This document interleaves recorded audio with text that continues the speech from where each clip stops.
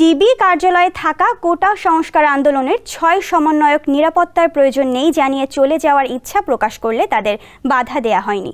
এই তথ্য জানিয়েছেন আইন, বিচার ও সংসদ বিষয়ক মন্ত্রী আনিসুল হক। বৃহস্পতিবার মন্ত্রণালয়ে নিজ দপ্তরের বাইরে সাংবাদিকদের ব্রিফকালে একথা বলেন তিনি।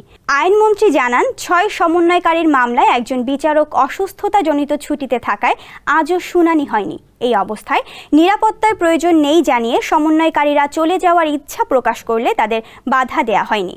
তাই বৃহস্পতিবার দুপুরে ৬ সমন্বয়ককে তাদের পরিবারের কাছে পাঠিয়ে দেয়া হয়েছে। যমুনা রেফ্রিজারেটর, খাবার ফ্রেশ তো লাইফ জম্পেশ। এই ৬ সমন্বয়ক হলেন মোহাম্মদ নাহিদ ইসলাম, মোহাম্মদ সার্জিস আলম, হাসনাত আবদুল্লাহ, মোহাম্মদ আবু বাকের মজুমদার, আসিফ মাহমুদ ও নুসরাত তাবাসসুম।